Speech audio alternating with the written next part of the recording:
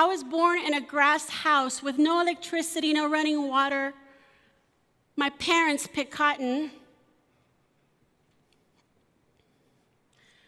And my mom, who's here today, she's right there.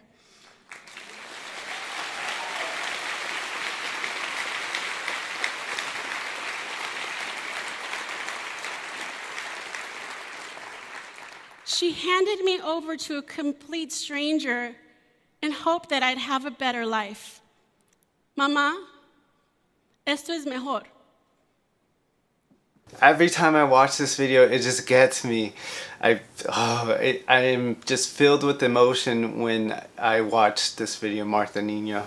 And if you don't know about Martha Nino, I encourage you to watch this. I'll link it in the description below. And in this particular part of her speech, she explains that her parents weigh out their options. They weighed their options and decided they would travel by foot along the border hills and beaches of Mexico while I would cross the border in a car with a stranger that wasn't my mother. Now look at my mother's hands. Imagine handing over your little child to a complete stranger and hoping everything would be okay. That's what my parents did.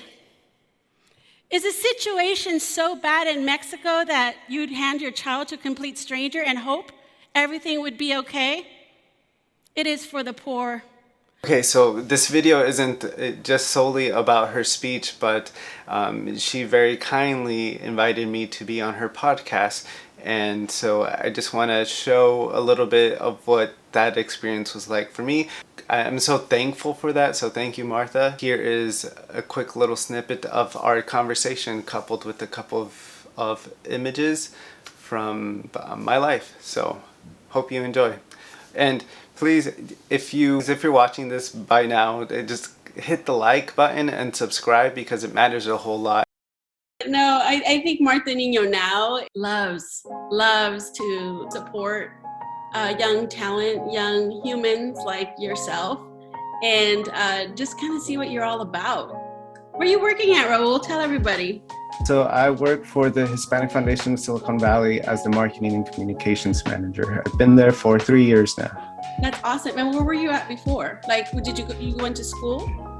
Yeah, so I went to school at UC Riverside, but before that I went to community college in Cabrillo in Aptos.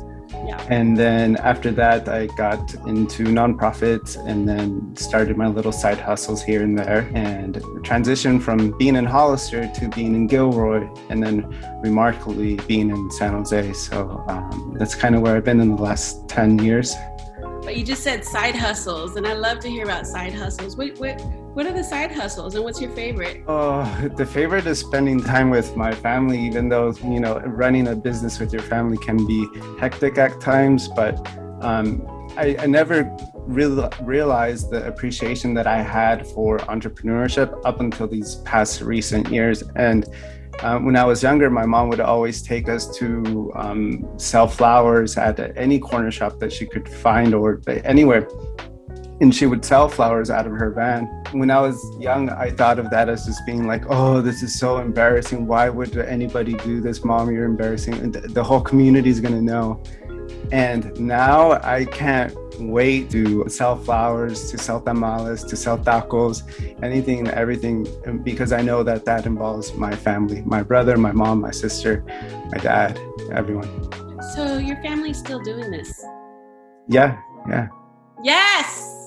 And we should say, when we talk about like small business, like this is small business, side hustles. I mean, the people that we see in the streets with the flowers. Yeah. I mean, that could be your mother, right? Yeah. Your mom. When I see people doing that, selling paletas, whatever, I think about my parents. Yeah. Can you tell me a day, like when your mom sells out of her flowers, like that must be like the best day in the world. Yeah, we're so tired. That's happened a couple of times before, and we just want to go home and make sure